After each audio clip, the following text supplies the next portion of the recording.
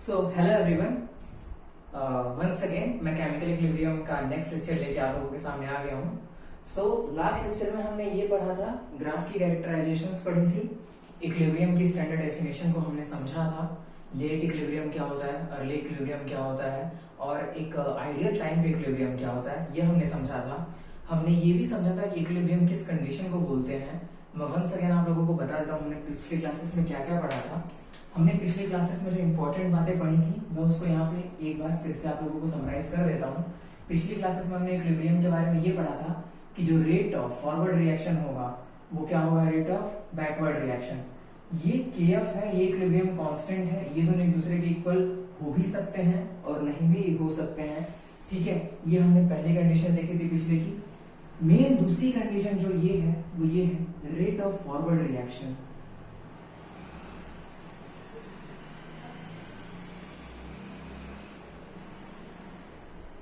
ये होता है equal to rate of backward reaction के।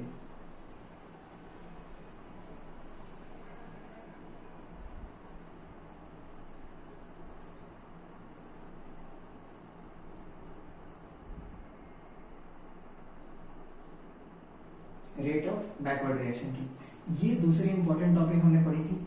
ये इक्वल हो भी सकते हैं और नहीं भी। ठीक है, मे और मे नॉट इक्वल। ठीक है, मे और मे नॉट इक्वल हो सकते हैं। मैं यहां पे लिख देता हूं के बी, के एफ एंड के बी। जो rate constant of forward reaction और जो rate constant of backward reaction है, ये मे बी और मे नॉट बी इक्वल और अनइक्वल हो सकते हैं। इसमें कोई दूसरी बात नहीं है। फिर हमने ग्राफ्स पढ़े थे पिछली क्लास में, हमने डेफिनेशन समझ लिया था इक्विलिब्रियम किसको बोलते हैं। एक बार फिर मैं मेन चीज आप लोगों को बता देता हूँ। इक्विलिब्रियम का ये मतलब नहीं होता कि मेरे प्रोडक्ट और रिएक्टेंट की कंसंट्रेशन सेम हो जाए। इक्विलिब्रियम का ये मतलब होता है कि मेरे प्रोडक्ट और रिएक्टेंट की जो कंसंट्रेशन है वो कांस्टेंट हो जाए। कांस्टेंट से मेरे कहने का क्या मतलब है कि ना ही अब प्रोडक्ट की कंसंट्रेशन बढ़ेगी ना ही अब रिएक्टेंट की कंसंट्रेशन बढ़ेगी। और जैसे मेरा एक रिएक्टेंट जो है, रिएक्टेंट का एक मॉलिक्यूल प्रोडक्ट में बना, तो जैसे ही एक रिएक्टेंट का मॉलिक्यूल प्रोडक्ट में बनेगा वैसे ही प्रोडक्ट का एक मॉलिक्यूल फिर से रिएक्टेंट में कन्वर्ट हो जाएगा साइमल्टेनियसली। तो अगेन कंसंट्रेशन में कोई चेंज नहीं आएगा। इस कंडीशन को हम क्या बोलते हैं, इक्विलिब्रियम की कंडीशन बोलते हैं। ठीक है, सो अब आगे की चीजें हम स्टार्ट करते हैं। ठीक है, ये मैंने आप लोगों को पिछली क्लास को रिवाइज करवा दिया है। सो चीजों को रिवाइज करते हैं। हम न्यूमेरिकल पॉइंट पे आएंगे, मैं एररलेस भी आप लोगों को सॉल्व कराऊंगा, आप लोग बिल्कुल भी चिंता मत करो। सो स्टार्ट करते हैं। हम अब देखेंगे कैरेक्टरिस्टिक्स ऑफ इक्विलिब्रियम क्या होते हैं। Characteristics of equilibrium.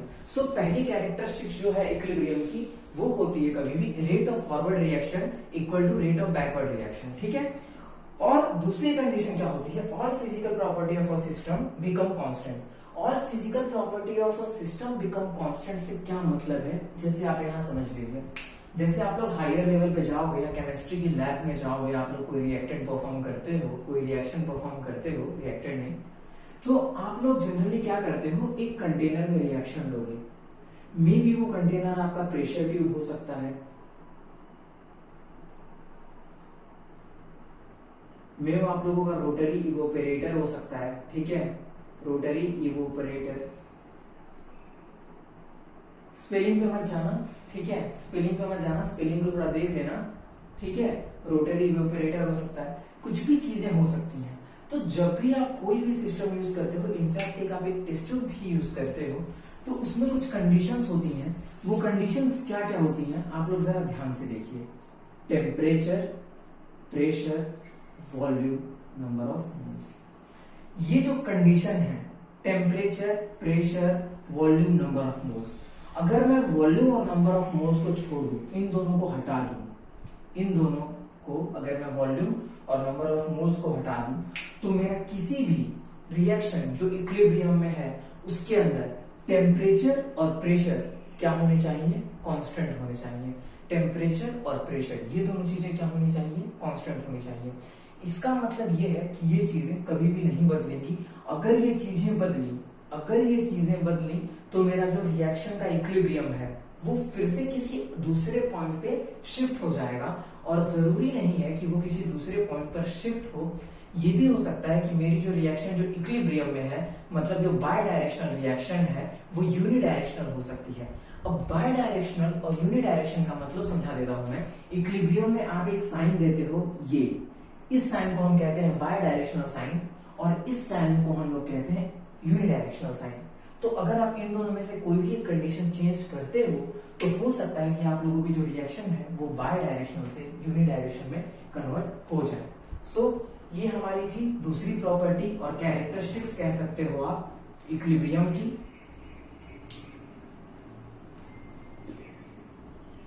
तीसरी पे आते हैं, जो भी हम रिएक्शन करवा रहे हैं, जो भी रिएक्शन हम करवा रहे हैं वो एक क्लोज कंटेनर के अंदर होना चाहिए।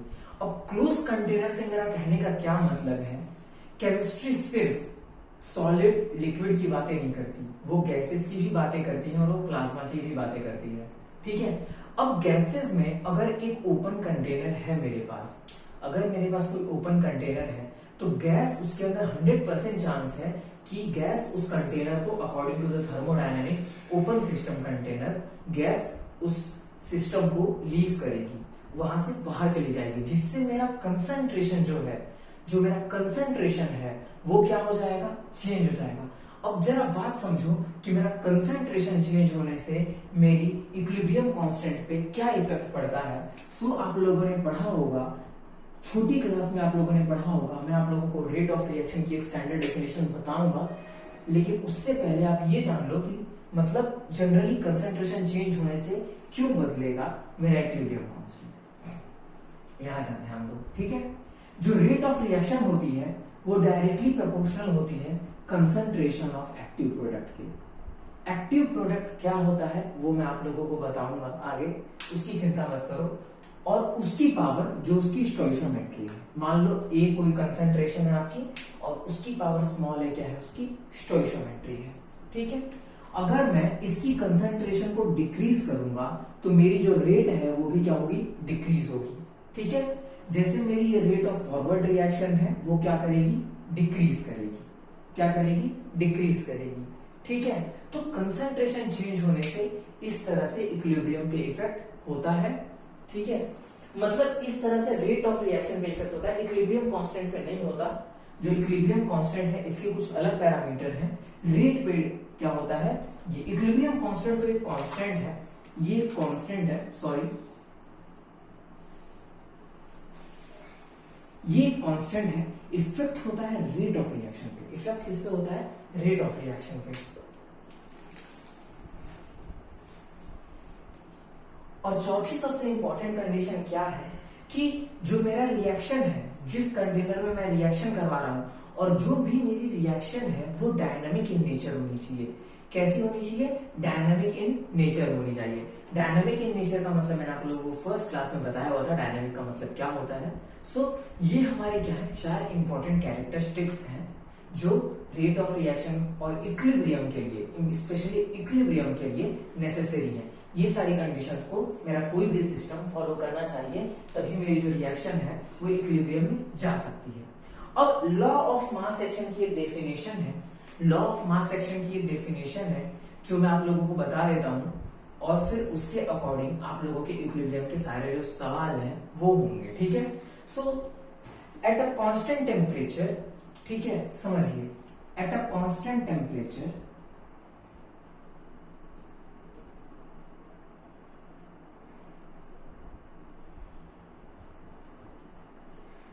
at a constant temperature, rate of reaction is directly proportional to the product of activity of reactant, activity concentration नहीं, ठीक है। at constant temperature the rate of reaction is directly proportional to the product of activity, ठीक है, not concentration, product of activity is to power its stoichiometry, ठीक है। मतलब product of its activity, ठीक है, उसकी पावर क्या, उसका स्टोइशियोमेट्री।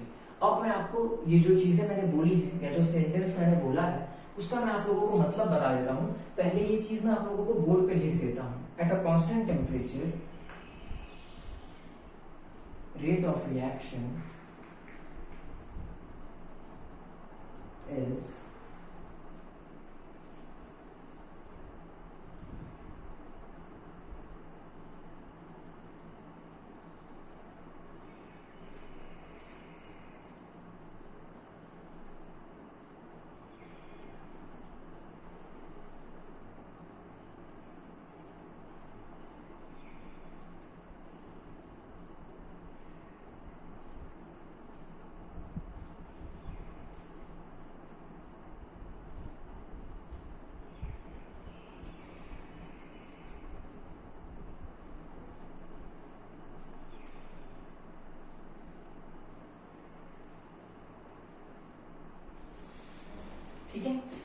इसका स्टोइशियोमेट्रिक कोएफिशिएंट। ये क्या है इसका स्टोइशियोमेट्रिक कोएफिशिएंट। अब चलिए इस चीज को समझते हैं, ठीक है। स्टोइशियोमेट्री क्या होती है, स्टोइशियोमेट्रिक कोएफिशिएंट क्या होता है, ठीक है, समझते हैं। जैसे आप लोगों ने कोई रिएक्शन देखी होगी, ठीक है, जैसे 2N2 गैस, ठीक है, प्लस क्या 3 टाइम्स H2 गैस मिलके बन जाता है क्या NH3। ऐसी कोई रिएक्शन देखी होगी आप लोगों ने, मे बी कोई रिएक्शन ऐसे देखी होगी, ठीक है। अब जो ये टर्म है मेरा 2, जो न्यूमेरिकल टर्म होते हैं इनको हम लोग बोलते हैं स्टोइशियोमेट्री, ठीक है, स्टोइशियोमेट्री कोएफिशिएंट, ठीक है, कोएफिशिएंट इनको हम लोग बोलते हैं, ठीक है।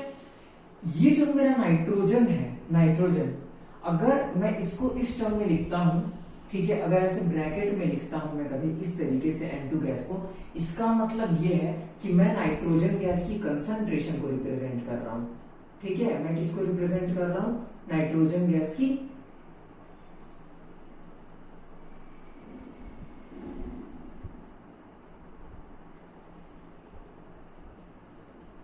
मैं नाइट्रोजन गैस की कंसंट्रेशन को रिप्रेजेंट कर रहा हूं। इस साइन का मतलब होता है कि मेरा जो रिएक्शन है वो इक्विलिब्रियम में है और सेम सारी ही चीजें इन सबके भी साथ होंगी, ठीक है। तो आप लोगों को समझ में आ गया होगा कि स्टोइशियोमेट्री आप लोग उस नंबर को बोलोगे जो यहाँ पे ये नंबर है, ठीक है। केमिकल काइनेटिक्स जब हम पढ़ेंगे तो वहां पे आप लोगों को ऑर्डर ऑफ रिएक्शन उसकी पावर होती है वो आप लोगों को समझाया जाएगा। फिलहाल आप लोग ये जो टर्म है आप इसको लेकर चलोगे, जो एग्जामिनर देगा आप लोग वो लेके चलोगे, ठीक है। आप लोग उसकी चिंता बिल्कुल मत करो, ठीक है। तो इन सारी चीजों को हम डील करते हैं। अगर मैं इसको ऐसे ब्रैकेट में दिखा रहा हूं, इसका मतलब ये है कि मैं नाइट्रोजन गैस की कंसंट्रेशन की बात कर रहा हूं, N2 गैस की कंसंट्रेशन की बात कर रहा हूं, ठीक है। अब चलिए आगे चलते हैं। अब जैसे मेरा कोई रिएक्शन है A, स्मॉल a उसकी क्या है स्टोइशियोमेट्रिक कोएफिशिएंट और A क्या है उसका कंसंट्रेशन। अभी मैं ब्रैकेट में नहीं रिप्रेजेंट कर रहा हूं, A क्या है मेरा रिएक्टेंट है, कोई भी गैस है, यहाँ मैं कंसंट्रेशन अभी रिप्रेजेंट नहीं कर रहा हूँ। ये क्या है B, ठीक है। आप लोग कभी भी रिएक्शन लिखते हो तो यहाँ पे केमिकल फॉर्मूला लिखते हो, कंसंट्रेशन ही नहीं लिखते, ठीक है। वो इक्विलिब्रियम में है। मान लो एक स्मॉल c जो कि एक C नाम का रिएक्टेंट है जिसकी स्टोइशियोमेट्री को रिप्रेजेंट करता है और C उसके केमिकल फॉर्मूले को, और एक स्मॉल d है जो एक केमिकल D के स्टोइशियोमेट्री को क्या करता है रिप्रेजेंट करता है, ठीक है। अब अगर मैं इसका यूज करूं, ठीक है, इस डेफिनेशन का यूज करूं, ठीक है, तो ये डेफिनेशन मुझे क्या बताती है कि जो भी मेरे हैं rate of reaction is directly proportional to the product of activity of reactant raised to the power its stoichiometry at क्या कांस्टेंट टेम्परेचर। मतलब टेम्परेचर इस रिएक्शन का क्या होना चाहिए, कांस्टेंट होना चाहिए। ये चीज एकदम ध्यान में रख लेना बच्चों, ये चीज एकदम ध्यान में रख लेना, ये चीज एकदम ध्यान में रख लेना, क्योंकि रेट ऑफ रिएक्शन को सिर्फ टेम्परेचर वेरी करती है। रेट ऑफ रिएक्शन या जो रेट कांस्टेंट होता है, जो रेट मेरा कांस्टेंट है, ठीक है, मेरा जो रेट कांस्टेंट है, जो मेरा रेट कांस्टेंट है वो सिर्फ टेम्परेचर पे डिपेंड करता है। जेडब्ल्यू में सवाल आया हुआ है बहुत पहले, ठीक है, और मोस्टली एमसीक्यू के टर्म्स में रहते ही हैं। काफी अच्छे अच्छे लेवल पे सवाल पूछा जा चुका है जैम लेवल पे, तो आप लोग 12th के बच्चे हो बहुत छोटे ठहरे, ठीक है। तो आप लोग ये देखो कि एट अ कांस्टेंट टेम्परेचर कहने का मतलब क्या है कि मैं टेम्परेचर बदल दूंगा ना तो मेरा ये रेट कांस्टेंट बदल जाएगा। इस रेट कांस्टेंट की जो वैल्यू है वो बदल जाएगी, तो मेरे रेट ऑफ रिएक्शन की वैल्यू भी है वो बदल जाएगी, ठीक है। अब आगे चलते हैं, ठीक है। एट कांस्टेंट टेम्परेचर जो मेरा रेट ऑफ रिएक्शन है वो डायरेक्टली प्रोपोर्शनल किसके होता है, ठीक है, एक्टिविटी के। किसके प्रोपोर्शनल होता है, डायरेक्टली एक्टिविटी के, नॉट कंसंट्रेशन, ठीक है। अब यहां ध्यान दो, एक्टिविटी क्या होती है, एक्टिविटी होती है दो चीजों का प्रोडक्ट। एक होती है एक्टिविटी कोएफिशिएंट, ठीक है, ये होता है एक्टिविटी कोएफिशिएंट। इसको जब आप लोग इलेक्ट्रोकेमिस्ट्री में आप लोगों को पढ़ाऊंगा, ठीक है, या कोई दूसरे से पढ़ाएंगे, जब आप लोगों को इलेक्ट्रोसिटी मेरे चैनल पे इलेक्ट्रोकेमिस्ट्री पढ़ाएंगे तो आप लोगों को ये जो टर्म है एक्टिविटी कोएफिशिएंट उसके बारे में बता देंगे। और दूसरा क्या होता है टर्म कंसंट्रेशन, ठीक है। ये चीजें होती हैं जनरली। जो ये एक्टिविटी कोएफिशिएंट है इसकी जो वैल्यू होती है वो ग्रेटर देन 0 और क्या लेस देन 1 होती है, ठीक है। लेकिन हम इसको क्या मान के चलते हैं, 1 मान के चलते हैं। हमारे जनरल रिएक्शंस के लिए 1 मान के चलते हैं, ठीक है, 1 मान के चलते, क्या मान सकते हैं, 1 मान के चलते हैं। अब मेरा रेट ऑफ रिएक्शन अगर आप लोग देखो, ठीक है, रेट ऑफ रिएक्शन वो किसके डायरेक्टली प्रोपोर्शनल हो गया? ये तो मेरा 1 हो गया, तो डायरेक्टली प्रोपोर्शनल किसके हो गया? कंसेंट्रेशन के। लेकिन किसकी कंसेंट्रेशन के? रिएक्टेंट की कंसेंट्रेशन के। तो रिएक्टेंट मेरा क्या है? डायरेक्टली प्रोपोर्शनल टू, ये मेरा क्या, मैंने ब्रैकेट में क्या लिख दिया इसको, ए। अब ये ए की क्या रिप्रेजेंट कर रहा है? Concentration raise to the power its stoichiometry, तो यहां पे हो जाएगा ए। ठीक है, मैं मानता हूं कि मे भी कुछ लोगों को, कुछ बच्चों को ये बातें पहले से पता होंगी, लेकिन मैं सबके साथ चल रहा हूं, आप लोग ध्यान दो, आप लोगों को कुछ नया ही सीखने मिलेगा। ठीक है, और दूसरा रिएक्टेंट मेरा कौन सा है? बी। ठीक है, दूसरा रिएक्टेंट मेरा कौन सा है? बी। ये क्या हो गया मेरा? रेट ऑफ रिएक्शन पहले वाले के लिए। ठीक है, अब प्रोपोर्शनैलिटी साइन को अगर मैं हटाऊंगा तो मैं यहां पे एक कांस्टेंट लगाऊंगा, जो कांस्टेंट मेरा रिप्रेजेंट करेगा इसको। किसको? इसको रिप्रेजेंट करेगा मेरा रेट ऑफ रिएक्शन को। ठीक है, अब देखो ये रिएक्शन मैं करवा रहा हूं एक इक्विलिब्रियम रिएक्शन में। ठीक है, ये रिएक्शन रेट की जो इक्वेशन है वो एक इक्विलिब्रियम रिएक्शन के लिए है, और जो प्रोडक्ट मेरा सी और डी बन रहा है वो बन रहा है मेरा ए और बी की वजह से। ठीक है, और ए और बी के लिए जो मेरा रेट कांस्टेंट है वो बच्चों क्या है? के एफ है। क्या है वो? के एफ है, मतलब रेट ऑफ फॉरवर्ड रिएक्शन है, मतलब जो रिएक्शन आगे जा रही है, तो मैं यहां पे क्या लिख दूंगा? के एफ। अब देखो एक बात, इस रिएक्टेंट से ये जो मेरा रिएक्टेंट है इससे अगेन ये वाला प्रोडक्ट भी क्या हो रहा है? बन रहा है, जो कि आप लोगों को ये नीचे वाली जो एरो है वो आप लोगों को इंडिकेट कर रही है। तो अगर मैं इसके आगे चलूं तो जो मेरा R2 हो जाएगा वो मेरा किसके इक्वल हो जाएगा? के बी, जो रेट ऑफ बैकवर्ड रिएक्शन है, इनटू इसके लिए रिएक्टेंट क्या है? सी और डी। तो सी की पावर क्या? स्मॉल सी, और डी की पावर क्या? Small D. ठीक है, ये क्या हो गई मेरा दूसरी रेट के लिए रिएक्शन। और मैं आप लोगों को ये क्यों करवा रहा हूं बताता हूं। इक्विलिब्रियम किसे कहते हैं? When rate of forward reaction equal to क्या? Rate of backward reaction. इसका मतलब क्या है? जरा ध्यान से देखो, मैं यहां पे लिख देता हूं। ठीक है, मैं यहां पे लिख देता हूं। इसका मतलब क्या है? R1 जो है वो किसके इक्वल है? R2 के। R1 किसके इक्वल है? R2 के। इसका मतलब मैं क्या लिख सकता हूं? Rate of forward reaction A की पावर ए इंटू क्या? बी की power B equal to K B, rate of backward reaction. Rate of forward reaction किसके इक्वल है? Rate of backward reaction, C की पावर सी और D की power क्या? D. D की पावर क्या? डी। ठीक है, डी की पावर क्या? डी। ठीक, अब इक्विलिब्रियम कांस्टेंट किसको बोलते हैं? ये क्या हो गया मेरा? वैल्यू हो गई। क्या हो गया? इक्वेशन को मैंने क्या कर दिया? इक्वेट कर दिया 1 और 2 से। ठीक है, ये 12th वाले बच्चों 1 और 2 लिखेंगे, जो बच्चे एंट्रेंस एग्जाम की तैयारी कर रहे हैं वो सिर्फ अपने कंसेप्ट्स को स्ट्रॉन्ग रखेंगे। ठीक है, अब क्या हो गई? इक्विलिब्रियम कांस्टेंट किसको बोलते हैं? हमें यहाँ इस पूरे का कांस्टेंट चाहिए। ठीक है, हमें यहाँ देखो दो रिएक्शन हो रही है, यहाँ पे एक फॉरवर्ड एक बैकवर्ड जा रही है। ठीक है, लेकिन हम जब दोनों का यूज करते चलेंगे ना तो चीजें हमारे लिए बहुत मुश्किल होती जाएंगी, इसलिए हमें क्या चाहिए? सिर्फ एक कांस्टेंट चाहिए। ठीक है, उसको हम क्या बोले? Equilibrium constant. तो हमने इक्विलिब्रियम कांस्टेंट को कैसे डिफाइन किया? हमने इक्विलिब्रियम कांस्टेंट को कुछ इस तरीके से बोला कि equilibrium constant of forward reaction upon क्या? Equilibrium constant of backward reaction. ठीक है, या फिर हम इक्विलिब्रियम को क्या बोलते हैं? ठीक है, इक्विलिब्रियम को हम लोग बोलते हैं rate of forward reaction upon rate of backward reaction. ये भी हम लोग क्या बोलते हैं? इक्विलिब्रियम को बोलते हैं। तो के यहां ला दो के बी को के एफ के नीचे, तो K F upon K B, sorry K B, हाँ K B is equals to again ये सारी चीजें जो मैंने लिखी हुई हैं अपॉन सी की पावर सी डी की पावर डी। ठीक है, अब ये क्या हो जाएगा मेरा? Equilibrium constant. ठीक है, इक्विलिब्रियम कांस्टेंट। अब इक्विलिब्रियम कांस्टेंट को मैं किससे रिप्रेजेंट करूंगा? के सी से। के सी को मैं कैसे लिखूंगा? ए की पावर अगेन वही सारी चीजें, मुझे बार बार लिखने की जरूरत नहीं पड़ रही है, अभी मैं स्टार्ट कर रहा हूं इसलिए बार बार लिख रहा हूं। जब हम न्यूमेरिकल करेंगे तो थोड़ा अंदाज बदलना होगा हमें, क्योंकि हमें एग्जाम में उतना इनफ टाइम नहीं मिलता। ठीक है, अब आप लोगों के दिमाग में क्वेश्चन ये आना चाहिए कि यहाँ मैंने के सी क्यों लिखा? तो के सी मैंने यहाँ पे इसलिए लिखा है क्योंकि मैं यहाँ डील कर रहा हूँ कंसंट्रेशन से। ठीक है, मैं यहाँ डील कर रहा हूँ सॉलिड और लिक्विड से। जब मैं गैसेस से डील करूंगा तब मैं यहाँ पे क्या लिखूंगा, पी लिखूंगा, केपी लिखूंगा। और जब मैं प्रेशर गैसेस से डील करूंगा तो गैसेस का जो कांस्टेंट होता है वो केपी होता है। और गैसेस में हम जनरली प्रेशर का टर्म यूज करते हैं कंसंट्रेशन की जगह। किसका यूज करते हैं, प्रेशर का यूज करते हैं। सो इतनी चीजें आप लोगों को समझ में आ गई होंगी, आई होप। ठीक है, अब आगे चलते हैं।